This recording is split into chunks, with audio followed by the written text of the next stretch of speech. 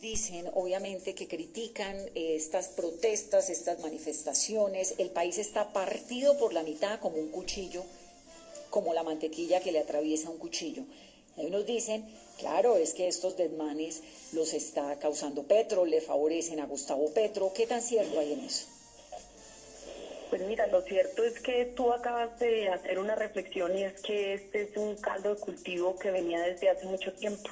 La juventud lo dijo yo creo que desde que empezamos, digamos, las negociaciones de paz, la juventud empezó en un proceso de reflexión muy profundo, la ciudadanía, las mujeres, sectores muy amplios de esta sociedad. Obviamente, a partir del 2018 viene un reclamo insistente. La pandemia lo que hizo, como bien decía el exministro, es pues dejar en una situación de pobreza sin futuro a la juventud, pero además hay inmensas capas de la sociedad colombiana.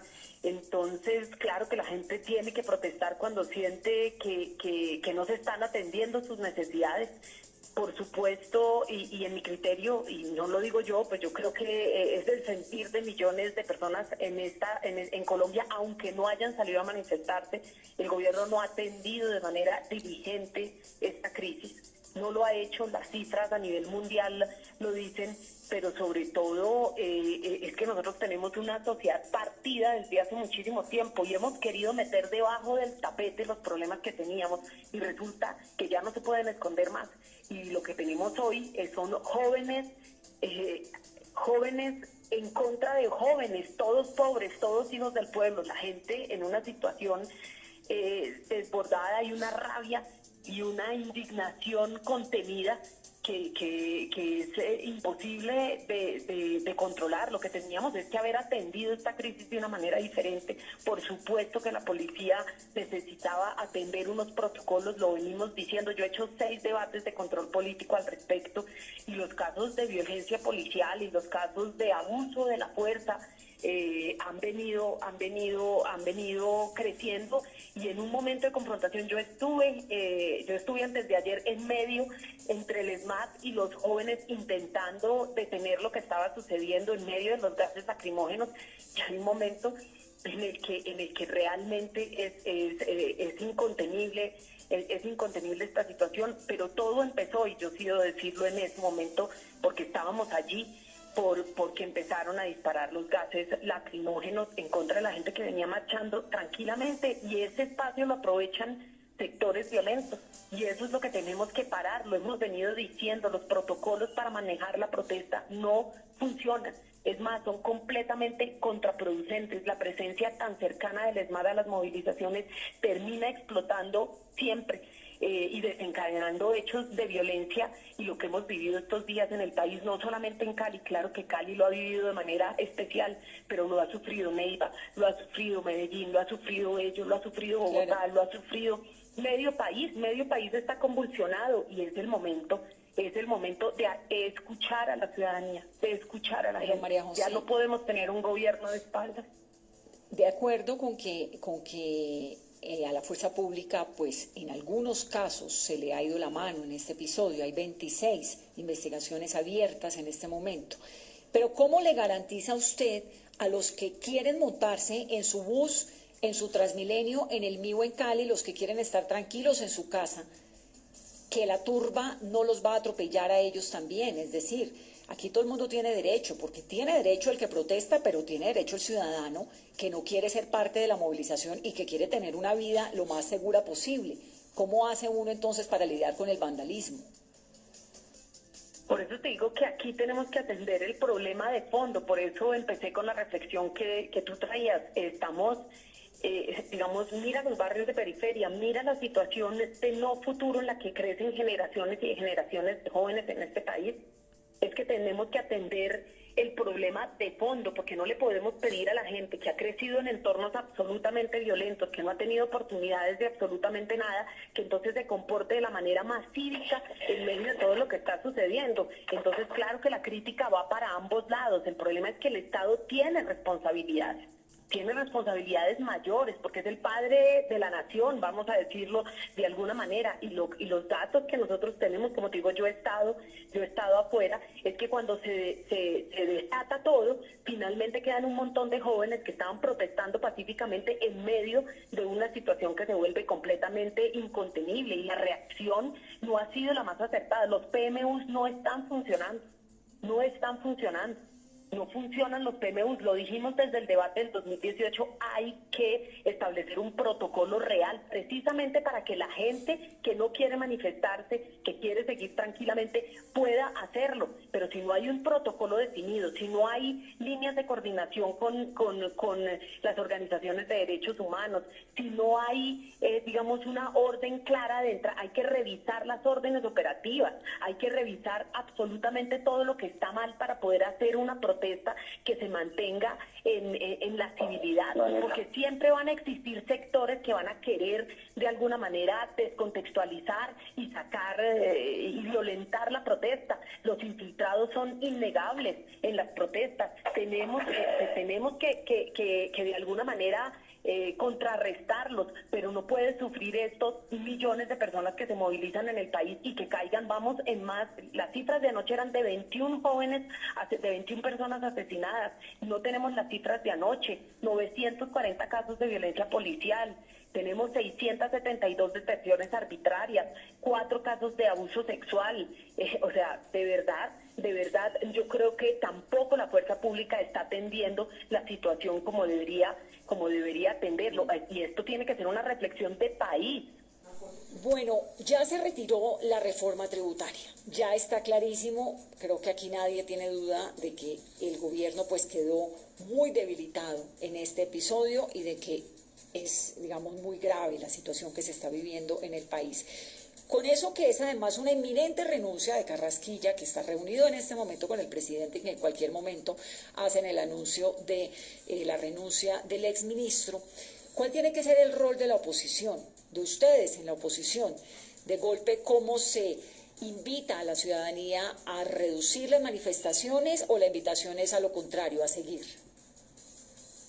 Bueno, Vanessa, no, lo primero es que yo quisiera hacer una claridad al exministro Cárdenas, y es recordar que fue precisamente la izquierda populista quien propuso en primer lugar la renta básica, los impuestos a los grandes capitales. No fue el centro pragmático, y eso tenemos que tenerlo en consideración. Nosotros hemos sacado propuestas y hemos enviado más de 40 propuestas, están radicadas desde abril del año pasado en la bandeja de entrada del presidente de la República, y no ha habido un solo espacio de concertación, de análisis conjunto para ver cuáles de estas propuestas podían ser viables, ¿sí? La renta básica la presentamos hace mucho tiempo, y si revisamos eso hay un principio de coherencia en el trabajo que nosotros hemos realizado en el Congreso de la República. Por ejemplo, la matrícula cero, para darle a los jóvenes un futuro y no solamente empleos precarios. Por ahí también pasa, aparte de lo que nos está exigiendo la ciudadanía, una reforma estructural al ICETEX. Yo no entiendo, es por ejemplo, por qué hoy, después de tanto que hemos insistido, pues resulta que los sectores más, digamos, del establecimiento, entonces coinciden con las propuestas de izquierda, y a veces eso suena un poco a oportunismo a costa de lo que ganó la ciudadanía en las calles, y ahí es donde tenemos que regresar. Las propuestas tienen que surgir precisamente de las necesidades de la gente. Nosotros, por ejemplo, no nacimos en cuna de oro, muchos de nosotros venimos de los barrios. Yo misma fui empleada de servicio, vendedora informal en las calles, conozco las realidades de la gente, y la gente lo que está pidiendo en primer lugar es revisar definitivamente una reforma a la salud para poder tener hoy, en medio de esta pandemia, la posibilidad de atender de manera mucho más efectiva la crisis de la salud. Las pensiones, hay que reactivar el tema de las vacunas, claro que sí, debió realizarse casi que una negociación conjunta de la región, por ahí debimos haber avanzado para poder tener un acceso mayor a las vacunas, y no en la situación en la que estamos. Tiene que haber un subsidio al empleo real, digamos, aquí, y el país lo sabe de sobra, cuáles han sido las propuestas de estos sectores, de los sectores alternativos, de los sectores progresistas de cara al país. Nosotros tenemos que entender que tiene que haber una política de tributaria realmente redistributiva, tiene que haber no solamente impuestos a los grandes capitales, sino que, por ejemplo, todo el dinero que se nos va en exenciones y todos estos regalos tributarios que se entregaron en las dos últimas reformas tributarias tienen que reversarse, y además tiene que haber una política, digamos, de impuestos más fuertes en la extracción de hidrocarburos. Aquí necesitamos volver, señor. Una pregunta con respecto al papel de las autoridades locales y regionales acá. Hablamos mucho del gobierno nacional y, por ejemplo, en Medellín vimos que se sumaron 334.000 personas a la cifra de pobreza. Y creo que ahí en esas administraciones municipales tiene que estar esa primera atención de la que hablamos. ¿Cuál es el papel de las administraciones municipales en todo esto? Porque hablamos demasiado del gobierno nacional y nos olvidamos de ese otro papel y de esas otras posibilidades de atención que creo que son más fáciles, más cercanas. Pues mira, es que nosotros realmente, por ejemplo, planteábamos que era necesario no dispersar las ayudas, sino poder concentrar todas las ayudas, tanto las locales como las nacionales, y poderlas concentrar en esa posibilidad de entregar no un ingreso solidario y no unos mercados y no, digamos, unas ayudas paupérrimas, sino realmente entregarle a la gente soluciones para poder reactivar también el mercado local y, por lo tanto, la pequeña y la mediana empresa. Eso no fue tenido en cuenta. Claro que tenemos que tener una posición crítica, como la hemos tenido con los mandatarios locales, aquí en Bogotá, en Medellín, en Cali, en todas las ciudades, pero también escuchar cómo muchos de los recursos que en teoría tenían para ejecutar, pues van todos, digamos, a este fondo, al cual ni siquiera le hemos hecho un debido control político. Yo me pregunto, este fondo creado a raíz de la pandemia, ¿cuál ha sido la ejecución real de los recursos? Porque lo que también vemos es, y ahí va una crítica muy fuerte a nivel local, cómo se fugan los recursos de la corrupción. Hay denuncias gravísimas que no lo decimos nosotros, lo ha dicho la Procuraduría y la Contraloría en relación con la ejecución de los recursos en medio de esta pandemia y digamos, los sobrecostos en los contratos. Es que aquí tenemos, digamos, varias pandemias. Tenemos la pandemia hoy de la salud, tenemos una pandemia de pobreza que viene de muchísimo tiempo atrás. Por eso tiene que haber un gran ejercicio de autocrítica por parte de quienes han estado en la primera línea del Estado durante los últimos 20, 25 años. Tenemos una pandemia de corrupción y tenemos la pandemia de la guerra.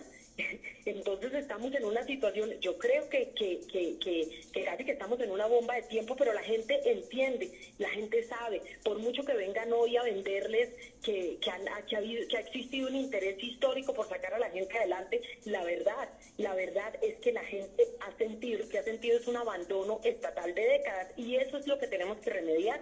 No solamente es implementar los acuerdos de paz, es como se hace una presencia estatal real en los territorios, no solamente rurales, sino en los barrios de periferia también. Tú nombrabas Medellín es una ciudad que no mira las laderas y no mira la situación de miseria que hay en las laderas. Hasta que nosotros no solucionemos esa bomba de tiempo que tenemos, que es la miseria y la pobreza, lo que tenemos aquí son caldos de cultivo para la violencia, y son múltiples violencias. Entonces tenemos que empezar, ¿sí? Y tenemos que ofrecerle, en mi criterio, hoy ya urgente, tienen que haber soluciones para la juventud y soluciones para las mujeres. Pero María José no me contestó lo de la oposición. Es momento de que la oposición haga un llamado a la calma y al cese de las manifestaciones y que las cosas se manejen a un nivel, digamos, mucho más político, de conversaciones, de ver qué acuerdos hacemos. Pues mira, y lo curioso es que nosotros hemos acompañado las movilizaciones, pero no hemos sido los convocantes, digamos, principales de las movilizaciones. Aquí hay sectores ciudadanos, estudiantiles, sindicatos, que son realmente quienes han estado convocando las movilizaciones, quienes ponen las fechas. Nosotros nos sumamos en un principio de coherencia, pero desde siempre hicimos un llamado a la movilización pacífica, y recordarás que el día anterior al paro del 28 de abril, el mismo Gustavo Petro salió en un video diciendo que habían otras formas de movilizarse. Nosotros hemos insistido en que hay muchas formas para la movilización, que claro que tiene que existir una voz social que se exprese y tiene que expresarse la indignación y sobre todo las necesidades de la gente. Todo llegamos al momento de reinventar también la movilización social, pero esto es un proceso que por mucho que nosotros salgamos a decirlo, yo lo he dicho hasta la saciedad, anoche hice un llamado urgente a las 7 de la noche, cuando vimos que esto iba a explotar, que por favor regresaran a las casas. Hicimos los llamados. Eso es lo que creo que toca, que todos nos calmemos, pues, porque es que cuando usted mete a un montón de gente alborotada en un vaso, eso no funciona. Todo el mundo calma. Yo creo que el gobierno mostró evidentemente en este episodio que se equivocó. Está clarísimo que se equivocaron con ese nivel de reforma tributaria en un país hambriento, en este momento desesperanzado, tan golpeado. Y bueno, toca mirar a ver cómo salimos de esta.